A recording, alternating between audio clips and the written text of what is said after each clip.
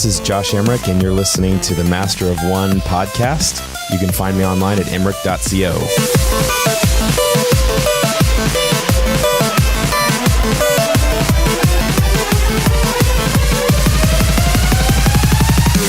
Welcome to another episode of the Master of One podcast, the podcast that just got its learner's permit. Part 1 this week, we talk about the Widow's Wood, Blackbox, and Baby Driver. And we welcome back Andrew Kolb for Calculated Comics with Kolb. I'm Andrew, your Master of Art and Design. I'm Patrick, your Master of Television and Film. And I'm Luke, your Master of Toys and Games. So hop in the driver's seat, because it's time to get away into another episode. Where are my headphones?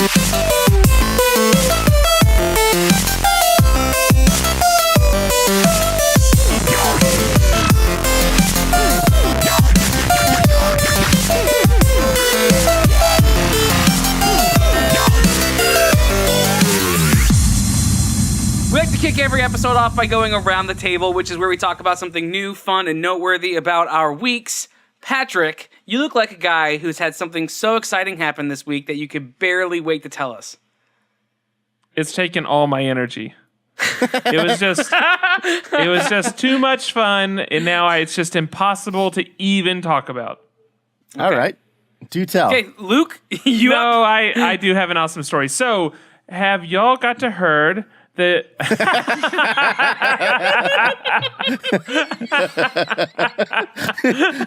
much drink in mouth.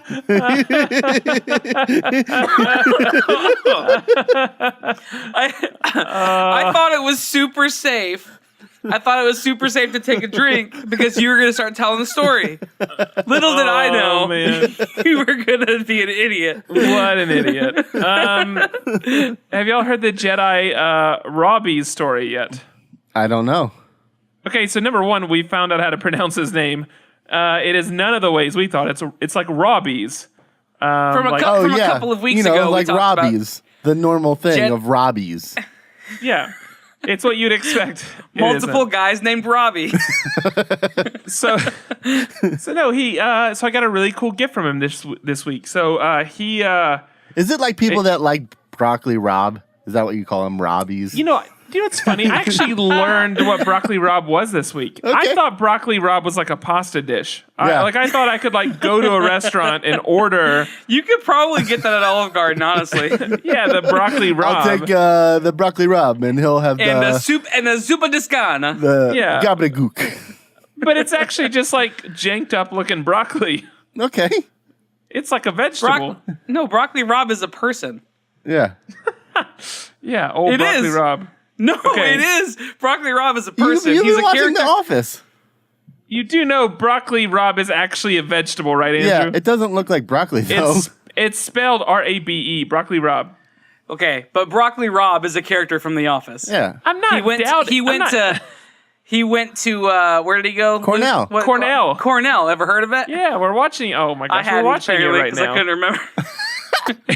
Yeah, since both of us obviously I was had. going to say Stanford. I'm like, that's not it. We digress. Yeah. Anyway, all right. What did you do, Luke? Stop.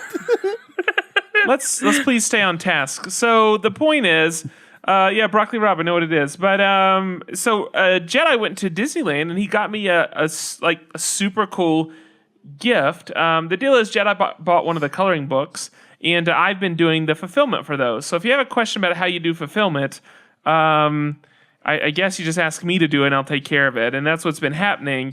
And so he had my address. Unless it's for us.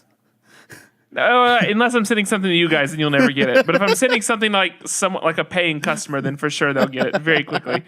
So he got the coloring book. But if it's just multiple thousands of dollars worth of equipment and artwork, that is staying securely in Patrick's apartment. Yeah, that's not going anywhere.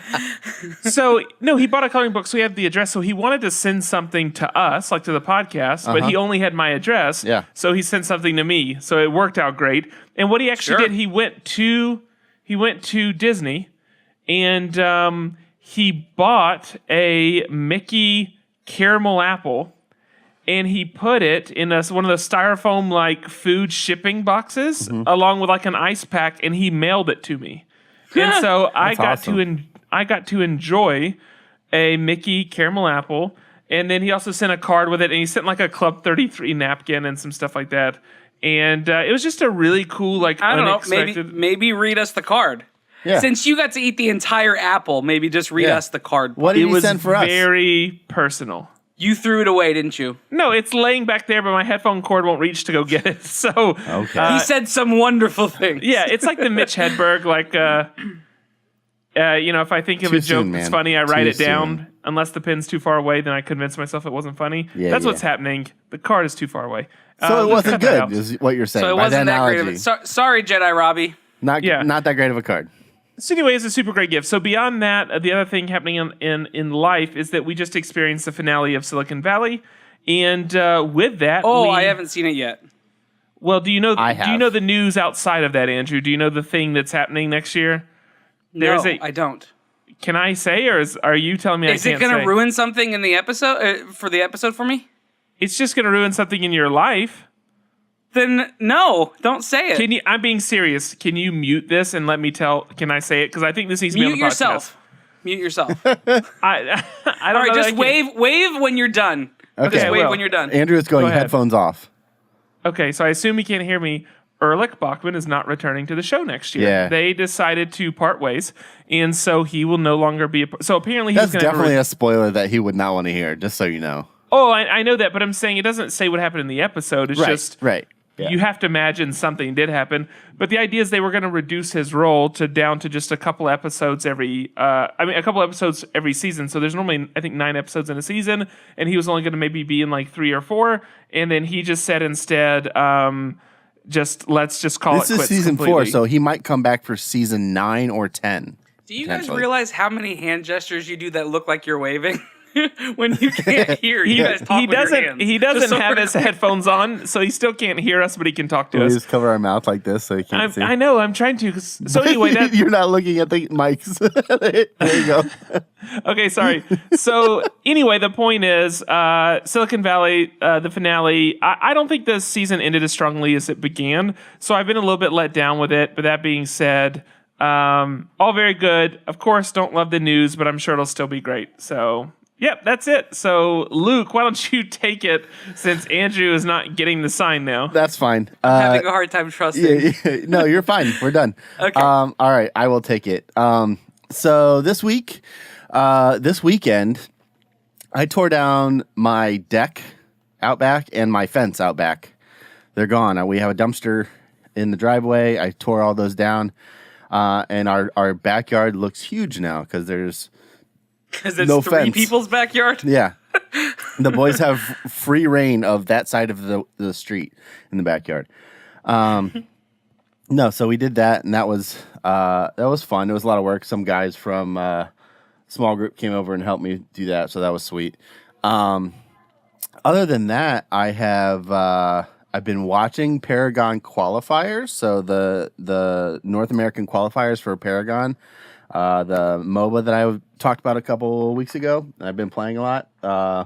They have the qualifiers now. I've been watching those, so that's kind of fun. If you like that, We're not going to laugh at that. We're not going to laugh at Qualifiers? qualifier. That's fine. It doesn't Qualifier. matter. No, Patrick, come on. Let's get serious. Yeah, let's get serious. We don't make jokes. And the other thing I started watching was Into the Badlands. So it's an AMC show. There's 2 seasons. I don't know if season 2 is going on right now or it just ended. But I just started. It's on season 1 is on Netflix. And have either of you watched it or know what it's about at all? No, Okay. I've literally seen the artwork for the series, and that's it. Okay. Oh, I've seen lots of previews, and it Sure. always came on right after Walking Dead, so I saw the first 30 seconds of it. Sure. Okay, so the idea is it's post-apocalyptic. Guns have been outlawed, and there's this area called the Badlands that 6 different barons run. So they're like the heads, the heads of certain sections of land. And it's the story of this bodyguard or regent, as he's called, who finds this boy that's special, and kind of the story unfolds from there. So that's pretty broad and vague. I don't want to give anything away, but it's cool. It's a lot of fighting It's a very stylized show, but very choreographed, like intense fight scenes. The acting's okay. There's some people that are just over the top. Some people are a little underwhelming, but for the most part, with the action and the story tied together, I can look past it. And it looks good. It's shot well. The sound is good and everything. So I started watching it, and it's pretty cool. So, yeah, it's on Netflix and then AMC. I don't know when season 2 will come on Netflix. But if you watch it, let me know what you think. And if you haven't seen it yet, check it out because it's kind of cool. But that was pretty much my week. Luke, I'm curious. Do you think that you're going to miss not having that fence back there? Nope. Okay. Would you say that the show is that the last thing you remember hearing? No, Yeah, I heard all that Badlands just woke stuff. up. I'm wondering, Luke. The show kind of looks Tarantino-esque by the commercials. Yeah. Is it kind of like that? It kind of reminds me of Kill Bill meets it's a lot of like sword fighting and martial arts. But it is more stylized to something like Westworld or Gotcha. or Game of Thrones, where it's very much a different world. Like there you see kind of like the leftovers of our world. The houses that these barons live in look like it looks like it takes place like somewhere in the Walking Dead. Midwest or in the Mid-South. It's like kind of like plantation style houses and stuff like that, or big kind of mansions, kind of sprawling fields and stuff. But yeah, it's not really like you don't see any like cities. They're not in like rundown cities or anything like that. Okay. But it's cool. Yeah. So All right, who are you tossing it to? Yeah, you're rounding it out, bro. See, I didn't hear any of Patrick's around the table, so as far as I know, he hasn't gone yet. So this week I was traveling and was on vacation, and it was nice, relaxing. I got to do a lot of stuff, but a couple of things that I kind of took away, physically took away. I talked a couple weeks ago about Gravity Falls, and I loved the show. And now Chandra is like hooked on the show as well. In fact, she like texted me the other day. She was like, "I like Grunkle Stan's wallpaper in his kitchen. Like, I want that." Like, okay, it's an animated TV show, but cool. But I found these when I was on vacation. I found these when we were on our pursuit for Joy-Cons. We found these blind bags of Gravity Falls, and they're super cool. They look like so Gravity Falls. It takes place in the Mystery Shack, which is in Gravity Falls, Oregon, and it's just like this tourist trap of like oddities and weird things. So there's lots of specimen jars and lots of cages where stuff quote unquote lives. But anyway, these I found out that they had these little toys, and they're little blind bag toys of the characters in specimen jars. Yeah. And I got a little carried away. They snap together like that?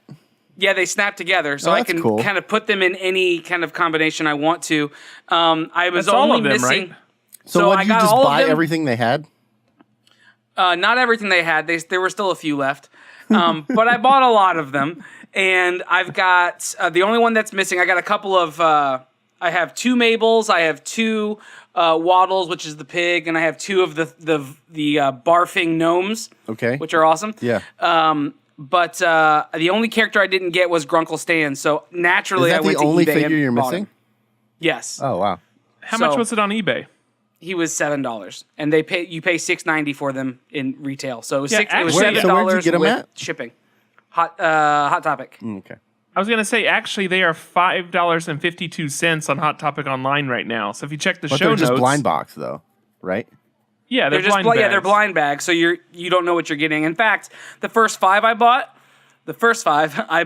I got 2 duplicates. I got 2 Waddles and 2 barfing gnomes. How many did you leave there? I left 5 there. So do you think Grunkle Stan was in there? Oh yeah, I'm confident that he was. But I went back and said, "Hey, do you trade? Like, will you trade will you trade for one?" And she was like, "We don't do that." Okay, whatever. So, but anyway, I got Grunkle Stand for the same cost that I would have paid for him in the store anyway, and it's Sure. going to be shipped to my house, so I'm not terribly worried about it. But if you have some, if you're trying to collect them and you want, you're in need of a Waddles or a Mabel or a Barfing Gnome, hit me up. And Everybody could use a barfing gnome. The Barfing Gnome is actually super fun. But anyway, I've got those. Those are super fun. They're super cool. I just dropped one stack of them. They just fell all over my desk. So I'm actually in the market for a whole new set now because I just broke those. But here's the other thing. So when you go on trips, do you suspend your mail? No. No? Never? No, my in-laws live right on the corner. Okay. And Patrick, they suspend his mail anyway, just on a normal day. So we haven't done a vacation. Like, to me, I think you have to be gone more than 4 days for it to really matter. yeah. So I don't think we've ever been on a vacation long enough that we needed to. Gotcha. Well, we were gone for 10 days, so that did warrant almost 11 days. That did warrant Sure. putting our mail on hold. So what that turns into is I get back over the weekend and the mail doesn't come until Monday. Today I got a stack of mail and I was like ecstatic about it. Yeah? Lots of little Bills. things that yeah, I don't know about bills because I just don't look at those, but there was a couple of fun packages, and one of those packages is for all of us. So I got something in the Wait, mail. you're going to share it with us? Patrick just keeps it for himself. I was going to say, I think you should just wait till next week to tell us. So you feel better about You've already life? talked so much anyway, so I'm just kidding. Go ahead. So Luke and I got a package in the There mail, you go. and There you it's go. super cool. Our buddy Josh Emmerich Yeah. sent some things, and so he sent a tube. Now, the tube was just addressed to me, which makes me wonder if you guys are getting a tube as well. But I got a tube with some of the Campy Creatures prints in it. Nice. So I got a blob, an invisible creature, or the invisible man, and then the alien. So I imagine if we're going to divvy those up, Luke would get the invisible man, Patrick would be the alien naturally, and then I would get the blob. Yeah. If we were just going to divvy those up. But then today, so that actually came right before I left. That came literally the day that I left. Isn't the blob to like level 1? No, it's don't 0. It's a 0. I'm in 0. Thank you. But All right, it's- go ahead. But it's incredibly colorful. Well, it And, morphs and picks whatever creature it wants to, right? Yeah, I'm like a chameleon. Yeah. Anyway, moving on. Today, what came in the mail? A secondary prize, and I wasn't expecting. I did kind of know the prints were coming based on a conversation that he and I had, but I did not know that this was coming. I got... Hey. yeah, so we got some I Campy picked the one in your Creatures left hand. blind... This one right here? Yeah, open it. Okay. Blind bag. So, Patrick, which one? No, you don't get to pick. I'm going to pick one. Yeah, just give me the leftovers.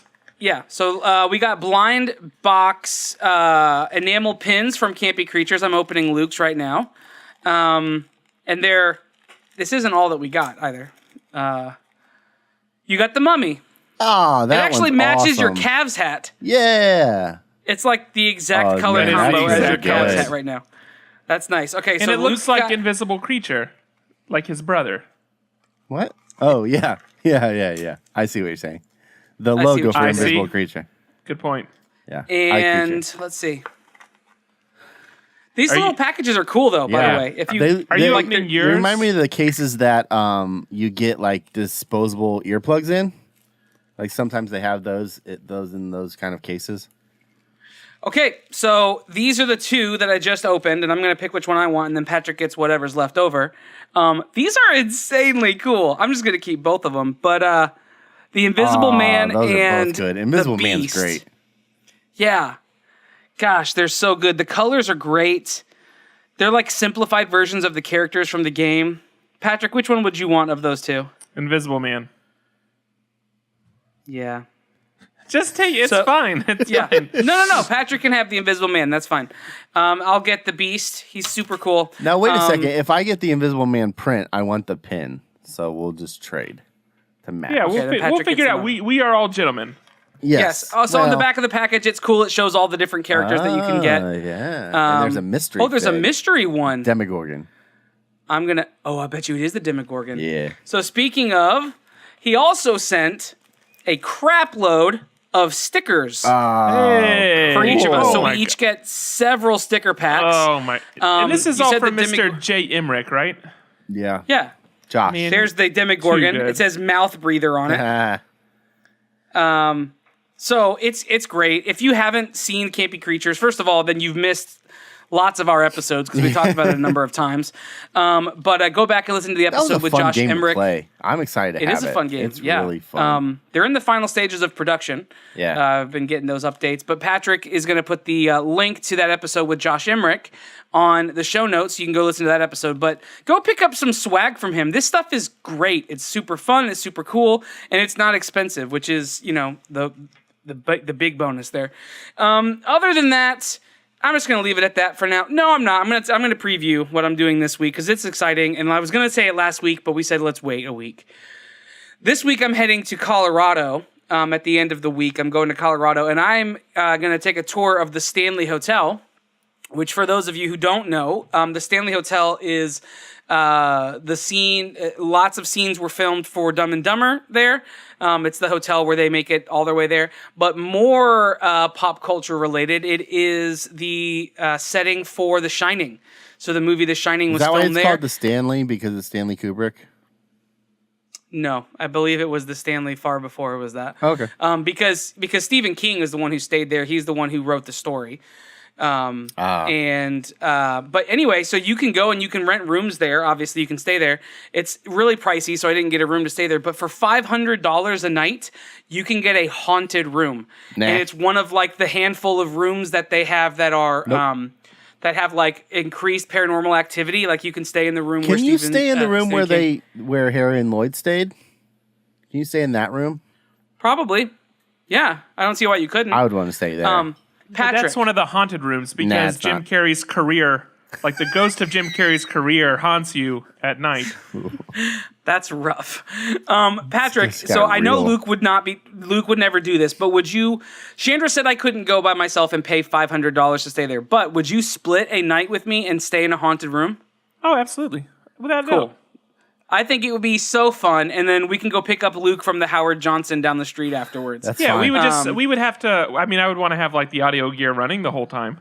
Sure, absolutely. We'll get the whole. We'll rent some like the RF. What's it called? Yeah, infrared cameras. Yeah, infrared cameras. Yeah, we can and get those. I've heard drinking alcohol increases the likelihood of a haunting. Yes, absolutely. And giving Luke So your we room want to do. key.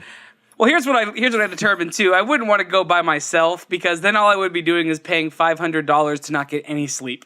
Because I'd just be so scared the whole night.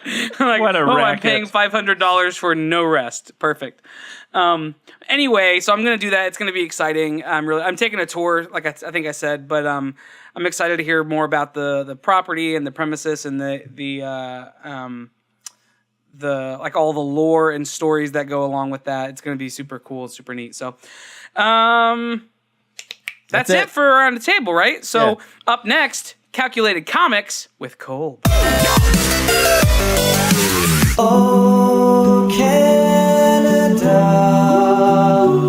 So every month we like to take time to talk to our good friend from the north, Mr. Andrew Kolb, for a segment we like to call Calculated Comics with Kolb. Kolb, take us into your method. Well, I guess the calculated part is the matrix. So I need a number, either 1, 2, or 3 from each of you, and that will tell me what we're going to talk 3. about. Pardon? Great. 3. Luke, it's your turn. 3.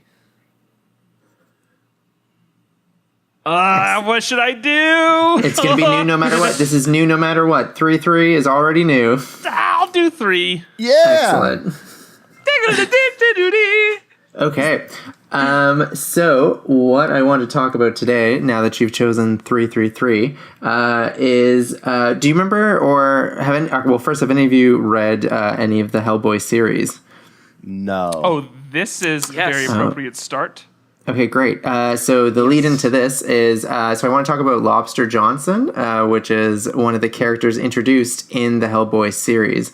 So most of the stories are collected into small kind of volumes. And the first volume is called, well, actually, I just have Lobster Johnson Volume 1 written down, so I can look it up. But what I want to talk about with this series is that, so it's from Mike Mignola, the creator of Hellboy. Mm-hmm. This character was in Hellboy briefly in one of the stories. I think it was The Conqueror Worm.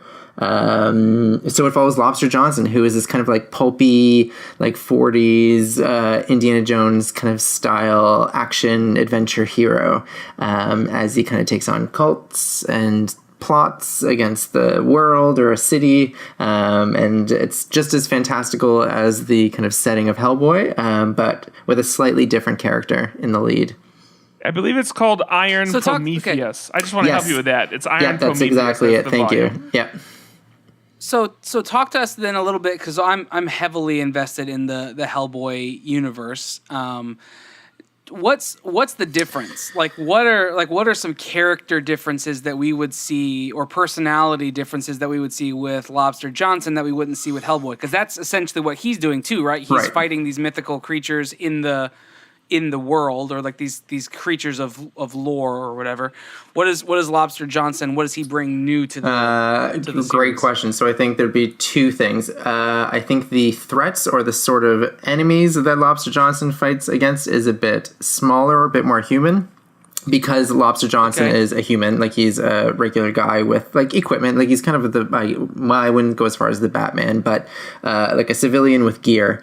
So he's not fighting earth-shattering demons or gods. So that'd be one difference, that the stories are more. I reference Indiana Jones because it's more like a group of Nazis looking to resurrect something, or a team of underground schemers and plotters. So it's more human in the conflict. I would also say that Hellboy usually, at least from the stories that I've read, are more solitary. Like he's kind of on his own doing his thing. Whereas in this first volume, like Lobster Johnson is part of a team. Like he has a crew. Actually, maybe a better reference would almost be like the Captain America movies, where he kind of has like the sniper and the other teammate who does this. Like it's a team. It's more of a team-based story. Sure. There's a Hulk in there. Is he part of the BPRD? Like that part of the story? I'm trying to remember now. I think if he is, he would have been. So I would also say these are like period pieces. Like I don't want to give anything away to the main Hellboy story, but these stories are mostly set in the 40s and 50s. So time earlier than kind of Hellboy's main arc. Yeah. So I think if he is part of BRPD, then he's a part of an earlier version, kind of like the early days of S.H.I.E.L.D. in the first Captain America movie. Yeah. Gotcha. Okay. So is that ever, you're saying that it's, you made the comparison slightly to Batman as far as the being more grounded or smaller and maybe more realistic conflict. Is that played to comedic effect in any way? I would say it's less comedy and more. I like pulpy is the best way to describe it. Like it's just a lot of punching and a lot of just like one-on-one hits. Like it's not big kind of beams in the sky. It's really following each individual like sleeper holds and knocking out each individual bad guy. You mentioned at the beginning of this that it was kind of, he's like the Indiana Jones of that, like, and that's what I picture with him is, even though there's this big epic world, the world is at stake on some level with him, it always kind of goes down to the guy that he has to defeat in a fist fight or some kind of hand-to-hand combat. Perfect. Because so Raiders of the Lost Ark, like in as much as Indy is trying to get this thing that will release cosmic power, like he's still kind of stuck by this one hulking Nazi who's preventing him from getting into the plane. Like there is a kind of a big scope to it, but it is still a lot more kind of one-on-one rooted, like a grunt on the ground approach to storytelling.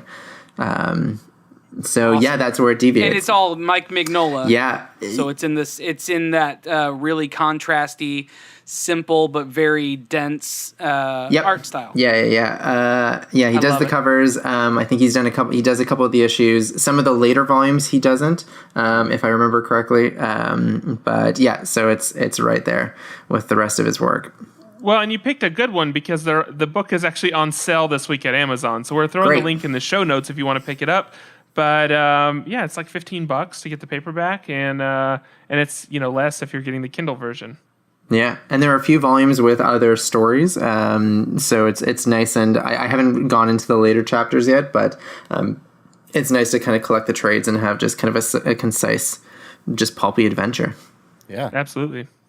Rock and roll. All right. Well, there you have it, everybody. Go pick up Lobster Johnson. A thumbs up from our friend in Mapletown. And he says, that's it. So you go get it. Hey, Andrew, what have you been up to, man? We haven't talked to you in a while. What have you been doing? What have I been up to? I have been DMing 2 different Dungeons and Dragons campaigns. I love so it. that's I a lot love of it. time. Thank you. So that finishing up books that are on. So if you want me to hawk my wares, so I have 2 books. Yeah, Thanks, gladly. So I have 2 books for pre-order. The story that I wrote myself is called Les and Ronnie Step Out. I think if you just search my name on Amazon, though, it should probably pop up. Okay. Which is like a picture book similar to my first one. And then another book that's coming out is called All Aboard, Let's Ride a Train, which is more of a board book for early readers or maybe just kind of like a first introduction to books. So it's like a train, and then you get to look into each car. So it's more of an experiential piece than it is a story. But those are coming out soon. So I'm very curious. I did just look up your name on Amazon, and you're right. Great. I see All Aboard. I see, of course, Edmund Unravels, and I see Les and Ronnie's Step Out, which I think probably of the pieces I've seen, I love the direction of the Les and Ronnie book. But the picture I see your Amazon page for you, and it's this very iconic scarf photo. And I've never really heard how that came about, because I've seen the picture. I've seen you, drowning in seemingly hundreds of scarves. So what was the idea behind this photo? So for because I had to do an author photo for Edmund Unravels for my first book. So I figured that I would get something from each of my kind of close friends to kind of have them kind of be a part of it, since it kind of took a village to make this book. My parents and my close friends each gave me one of their scarves, and then I made this giant singular scarf out of all their kind of segments, and then wrapped my face in it, so that way I could hide my identity, so no one knows what I actually look like, except for you 3 via the magic of Skype. Your secret's safe with us. Thank you. Well, perfect. Yes. I'm deleting that tweet as we speak. Which is a screen cap of this chat. Is that what you're showing? Great. That's People like That's weird exactly stuff. It. Totally fine. Real peek behind the curtain. Tell everybody where they can find what you're doing, how they can keep up to date with all your fun stuff. You've got that new series that you're doing right now with the bootleg buddies or. Yep. So you can see any of that stuff on any of my social media is 99% of the time just Kolb is neat. Or if you just search my name, Andrew Kolb, then you'll probably find me. And you'll see. Can I ask a question? What's the other 1%? Ooh. You said 99% of the time. Cat It's is Kolb is neat. I want to know what the other 1% is. So Cat is neat. Oh, that's my his cat. Snapchat account is GoGo Speed Racer.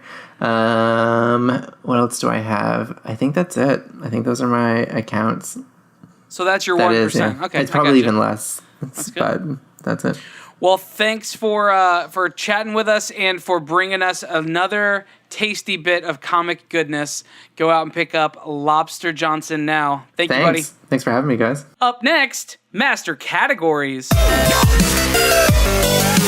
The Master Categories section of every week is when we talk about the tokens we drew the week before that give us randomly the categories that we talk about, but we have to pick our topics based on those categories. Luke? Yes. You kicked this off. No, you didn't, but so now you will. Okay, I'll take it. All right, so I legitimately don't, because I didn't hear much of Patrick's thing. Yeah. Because we talked through the first half of his, and then I took my headphones off. Yeah. It feels like he skipped that whole section of the podcast.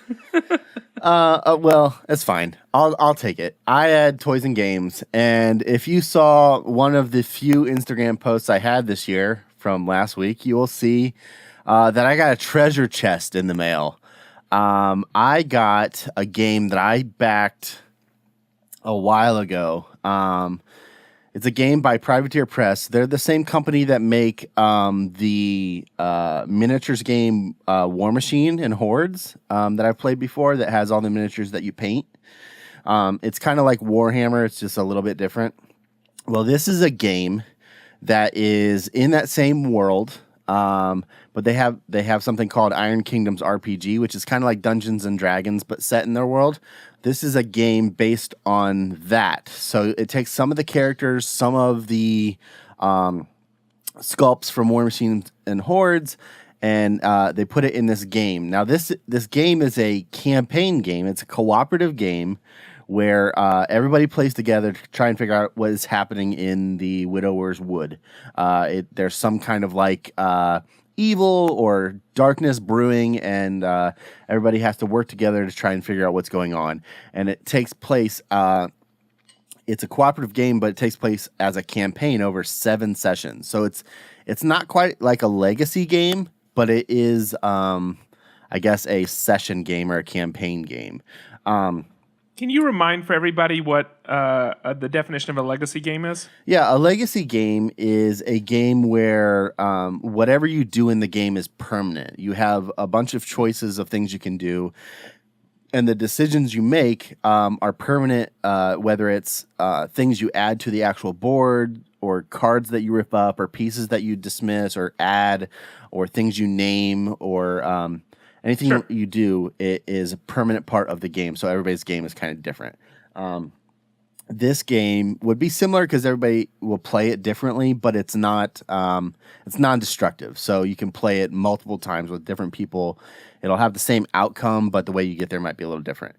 So I got this chest, and first of all, the chest itself, if you've seen the pictures, like it's not real leather. It's like faux leather. But it looks like a movie prop. Like they made this chest. They have leather straps and then this like snakeskin kind of leather inlaid on it. It is awesome. Like the hinges are all patinaed. It looks like a treasure chest. And then inside, I got all of these sheets. All these sheets here that I had to pop out. And it came, since I got the collector's edition, it came with all of these boxes to build to store the game pieces in as you. Oh, cool. So and that's like die cut wood. Yeah, it's die cut wood. It has all these different trays for different pieces, and the idea is now that this treasure chest is your game box. So it came in a regular game box. It also came with expansions. And a couple extra pieces with the Kickstarter like goals that they met, and now you have all these pieces to make the treasure chest your game box. And so here are some of the sculpts. It's all kind of like monster creatures. Oh, that's cool. Yeah, it's like a crocodile or something. Yeah, they're like gator men. There's this guy that's kind of like a little like a snake. Now, are you going to paint all these? Yeah, I'm going to paint them all. So I need to finish reading the rules and kind of get an idea, because there's like red ones and purple ones, and then there's some like white ones, and I'm trying to figure out like. So they mean different things. Yeah, they mean different things. So I need to know like what each one means, so I know what to like paint, if I need to keep like color schemes the same and stuff like that. So who does this game appeal to? Like if someone's listening right now and they want to know, like, do I even take my time to look this up? Right. You know what? I don't have the perfect answer for that. It seems a little bit complex. I won't lie. As I got it opened and looked at everything that came with it and all of the different board pieces, it could be probably You're like, ain't nobody got time for it that. could be a little daunting to the average game player. But if you like a little bit more complex of a game, you will love this. Like I said, it's a campaign thing, so it's if you have like a weekly game night or a bi-weekly game night, it's going to be a big chunk of time for you, which could be fun. But if you're just a casual player, you might be able to play the base game and be totally fine with that. But it's still set to be seven campaign sessions, so Sure. it's not a casual play at all. So play at your own risk. Dive in at your own risk. Yeah, and now if it's anything like their other games and how their combat system works in War Machine and Hordes, it's super fun. It's a lot of dice rolling, a little bit of math. So if you don't like adding stuff up, you won't like it. That does sound super fun. You roll dice and there's math. Yeah, it's great. But yeah, I mean, they make good products. Everything is quality. Do you think there was this kind of begs a cool question. So there's I need an answer from you, Luke. There's The pitch at which you came into this conversation, Patrick, is astounding to me. you can just tell that I'm ready. There's a show called Radio Lab. It's one of the podcasts that I really enjoy, and there's an episode. I think it's called The Rumble in the Bunghole, and the idea is that they're like trying to Can't trick wait to hear people. where you're going with this. Well, they're trying to trick people into eating pig anus by telling them it's calamari. So they're trying to cook it in such a way to fake them into believing it is calamari. It's a great episodes. It's absolutely worth a listen. So that being said, looking at this game and and like all the stuff that's attached. Is this game pig anus? Is that what I'm you're getting just at? saying, like, is it possible to like really be selling the idea of just like doing accounting, but like package it as though it's a game and someone actually ends up with like No. You get your business degree by the end of the 7 sessions. I thought I was just playing a game, but now I'm a personal accountant. You know, I'm a licensed CPA. professional. That's interesting. No, it's not made.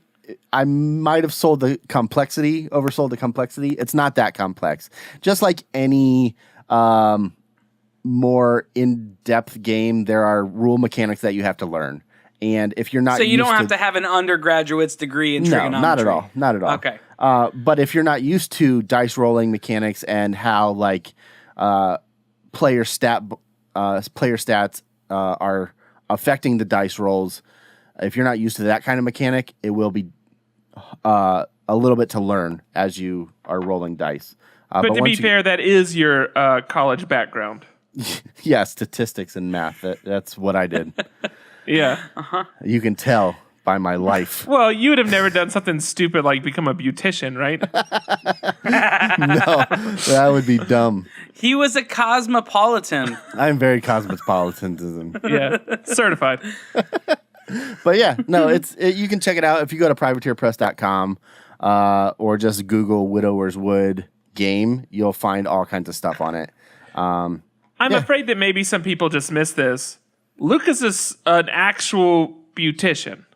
Yeah. Like, Yeah, he's a licensed cosmetologist. Yep. it's like my favorite thing to tell people. I just wanted to make sure that someone's not listening No, going your like, favorite thing to tell people is that I got fired. Your second favorite thing to tell people is that Patrick true. or that Luke is a That's true. beautician.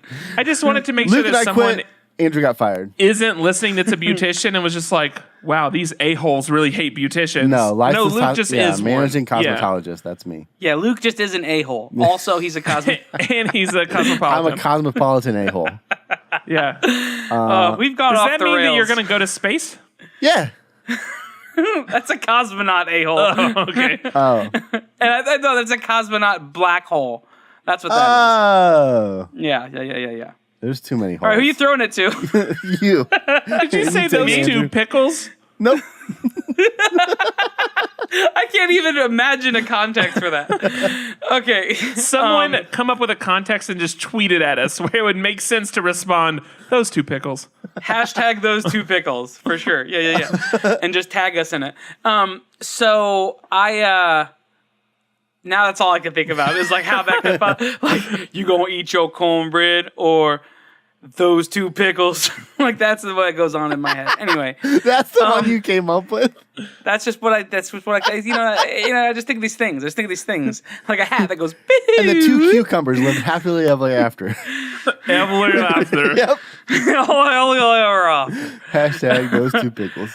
Good Lord, this episode will never air. Okay, If we keep it at this rate, you're right. So we have, I got the TV and film token last week, and I'm excited because this week it kind of worked out perfectly for me because I was able to do something fun this weekend. We got an advanced screening of the new film Baby Driver, which is Edgar Wright's new film. And if you're unfamiliar with Edgar Wright, he did other films like Hot Fuzz, Shaun of the Dead, Scott Pilgrim. There's a couple other ones too. I'm blanking right this second. End of the World. End of the World. Yep. World's End. World's End. That's what it is. That's what it is. Not the end of the world. But anyway, he is an actor out of the UK, and he did Ant-Man too. That's like the one that's like weird. And, like it sticks out to me. Like, oh, he also did this Marvel movie in the middle of all this stuff. Just this little one. Yeah, I see what you did there. You are something special. But Baby Driver. So this is a film about. I'm not going to say any spoilers. I got the opportunity to go at Alamo Drafthouse, and they actually had us all shut off our phones when we first walked into the theater. Because the film doesn't technically come out until, if you're listening to this on record day, there might be some showings in your area tonight, but otherwise it releases wide. The wide release is Wednesday. But it's a film about this kid who is a professional driver. He's a professional getaway driver for some bad dudes. And you don't know why based on the commercial, so I won't say any of that stuff, but he's essentially trying to get out of this life. His boss is Kevin Spacey, and some of the people that he associates with are Jamie Foxx, John Bernthal, and John Hamm, among others. But he's this like insanely skilled driver. Now there's a quirk about him, and that's he's always wearing headphones, and I don't think they tell you what that's all about in the commercial, but he's always listening to music. Like he literally has a soundtrack to his life. In the preview, they say is he had an accident as a kid, and now he's got a hum in the drum. That's there all you go. hear. Okay, yeah. Right. So yeah, he has this disorder based on an accident that he was in when he was a child. So he listens to music to drown out the constant buzzing and humming in his ear, and it's an actual disorder that actually Edgar Wright had for 2 years when he was younger. So he actually is it tinnitus? Is that what it is? Yeah. Cool. Yep. I couldn't remember the name of it, but that's it. And he listens to these headphones, and he's just this amazing driver. He's trying to get out. There's this sense that it's kind of a general like heist movie, and you get that from the commercials, but it's got a little bit of a twist to it. I'm blown away by this film. I went in with very high expectations. It's got a 98% on Rotten Tomatoes right now. It's a very, very highly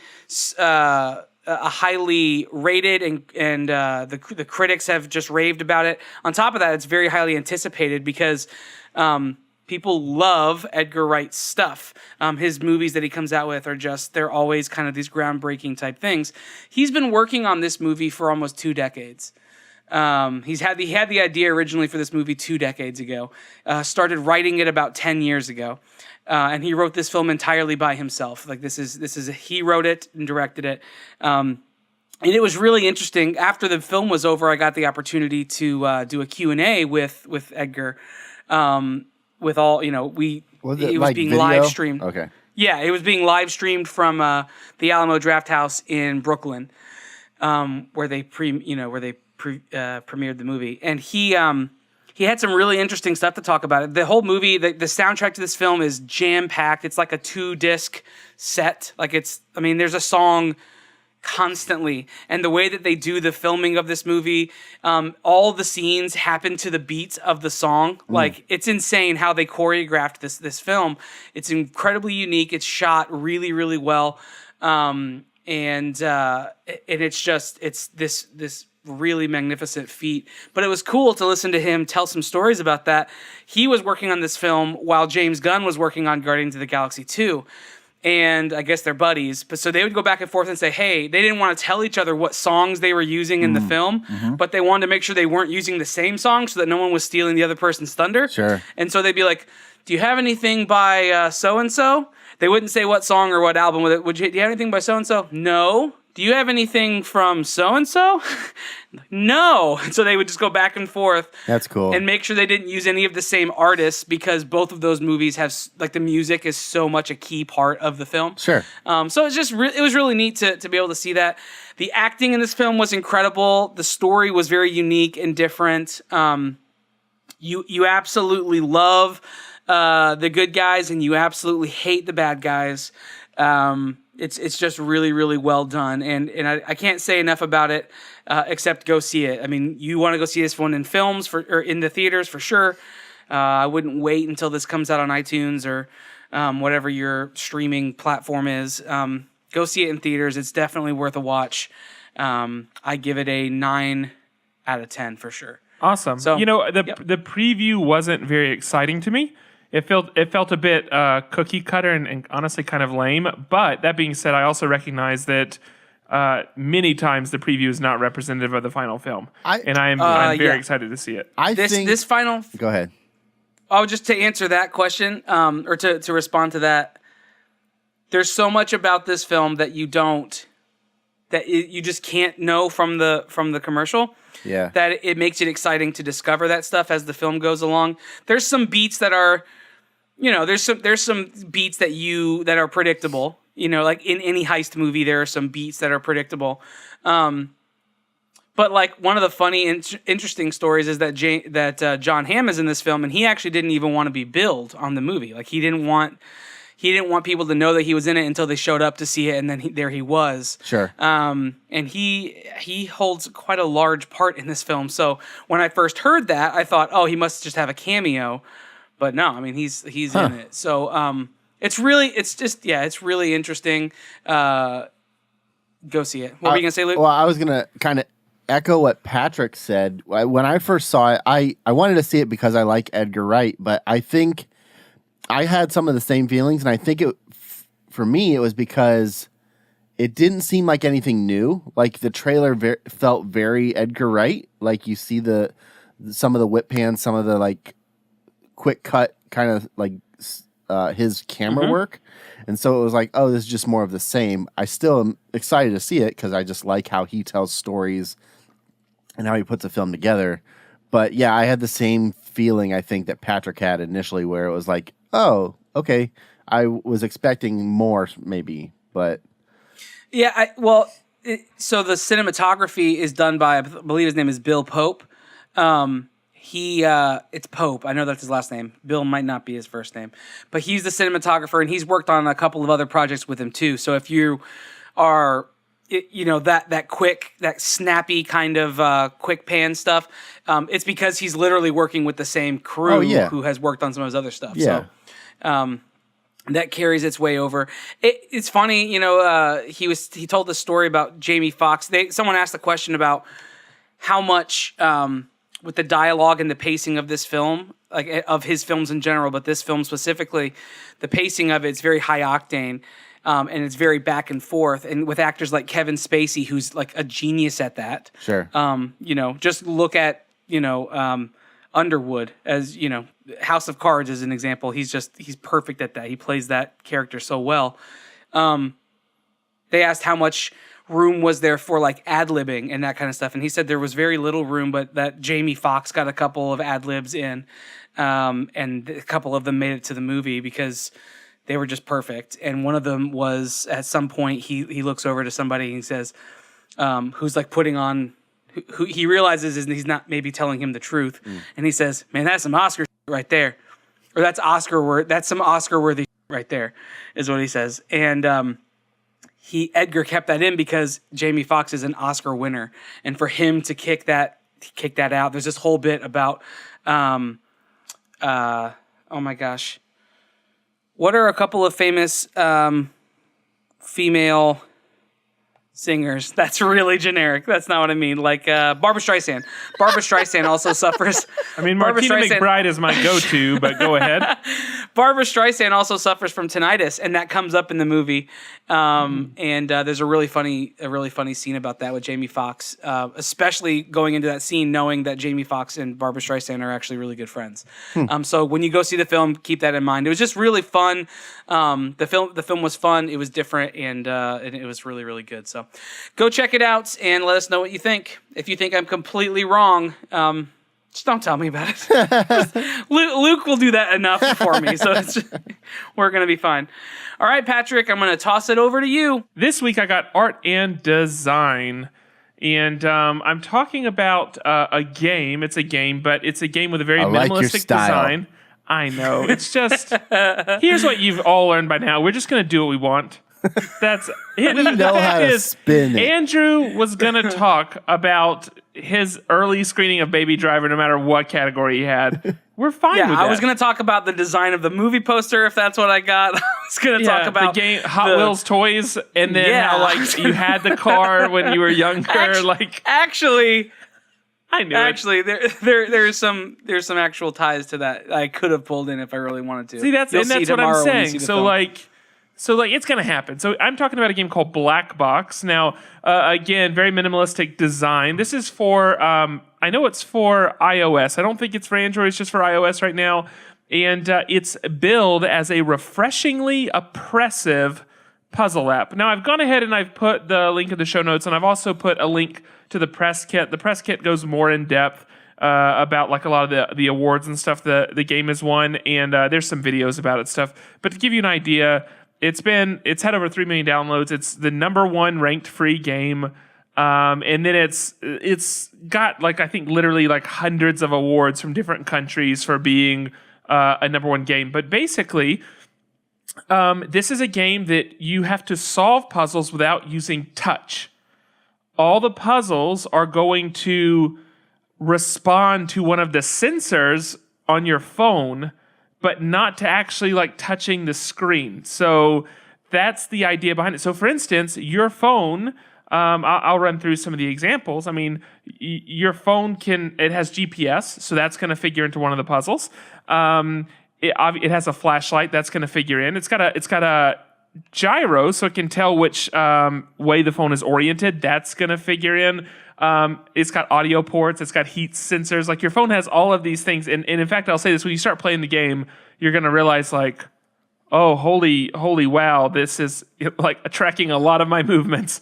But basically, through the way that you interact with your phone, not through touch, but through using the sensors on the phone, that's going to allow you to solve puzzles. And I think there's something like pretty close to like 60 puzzles in the game right now.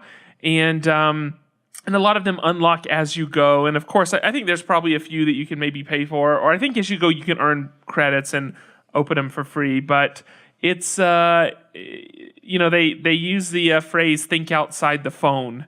And that's really what it is. So there are some visual cues on the screen. So depending on how much you can infer, you might have an idea of how to approach it.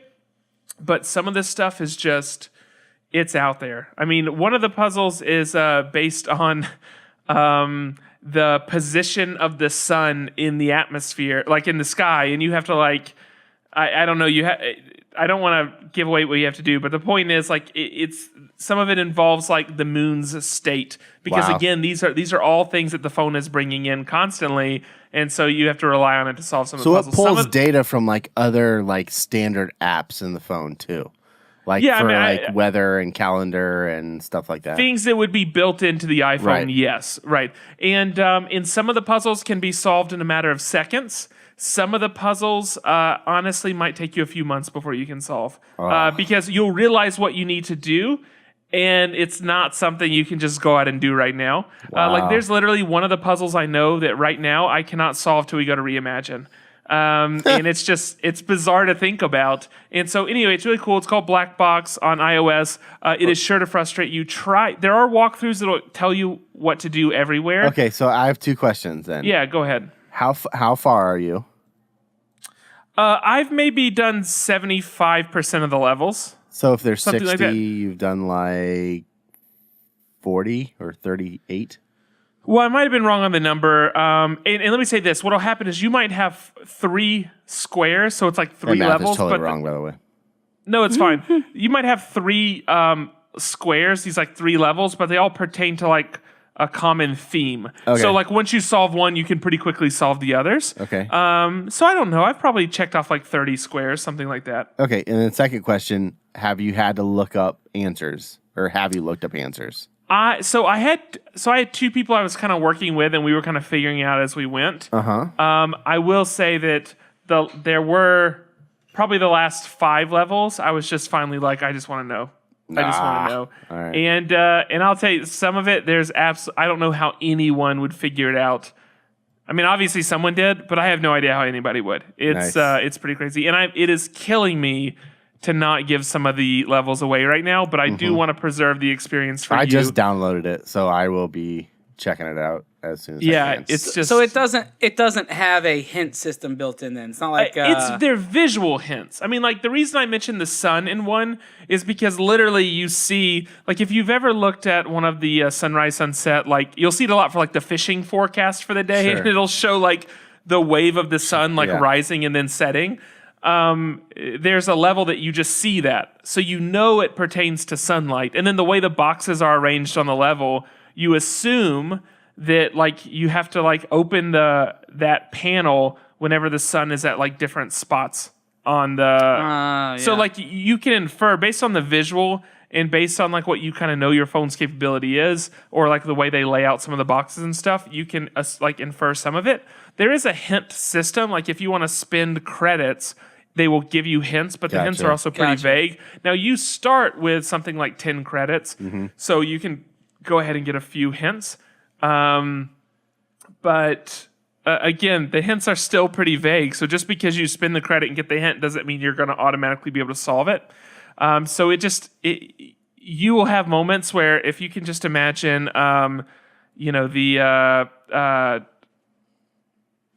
Zoolander banging on the iMac like it's in the computer. it's in the computer. You are going to absolutely have that moment with your phone multiple love it. times, and you're it going to feel sounds like an idiot, but you're going to keep doing it. So yeah, so amazingly Blackbox, frustrating. iOS, just go download it. It's a lot of fun. It'll drive you insane. So that is it. Well, that's it for this episode of the Master of One podcast. You can find us over at mofonepodcast.com for show notes and links to all the stuff we just talked about. You can find us on our Slack channel. Just go to mofonepodcast.com/Slack. There's so many incredibly cool people in there, day in and day out, who are doing the same kinds of stuff you're doing. It's a great community. Join it there and be a part of the conversation. You can also find us on social media. Just search M of One Podcast on all the different platforms. You'll find us there. Talk with us. We want to be your friend.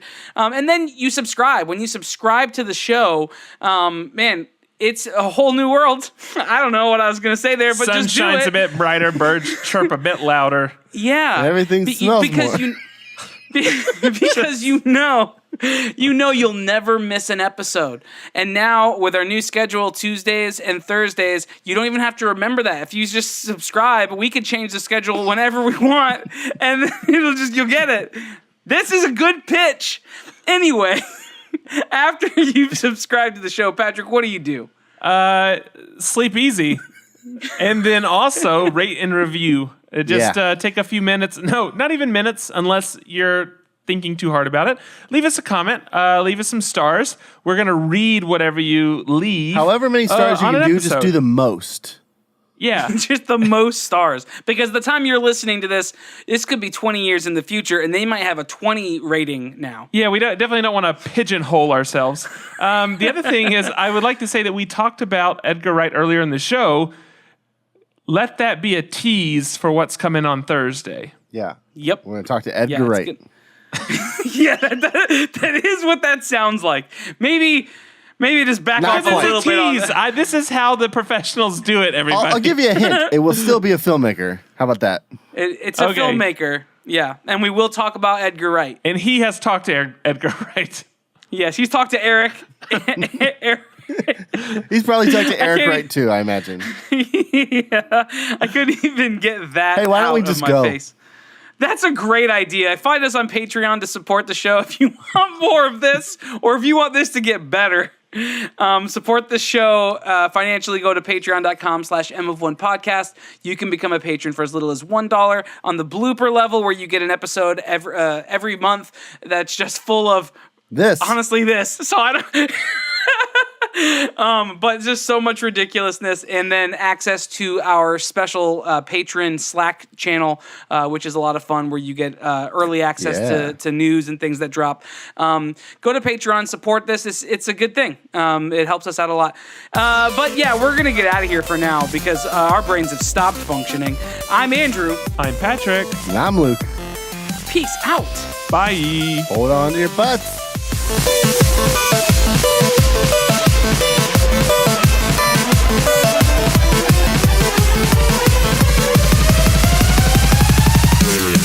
You're gonna insert like a jingle here. Jingle. Right? You can do the Canadian national anthem. All right, I'll do it. Now, is that just like It is. walking? It is. It's just the sound of maple pouring out of a tree. Yeah, that's exactly what I was gonna say. Was the undercurrent was just the flow of maple syrup being poured. You're Yeah, either that means it's a perfect joke or a terrible joke. I say gosh. perfect. You're blowing my Thank mind. you. Luke. Yeah, I concur. All right, so we like to talk to Andrew Kolb about comics, and he has a method.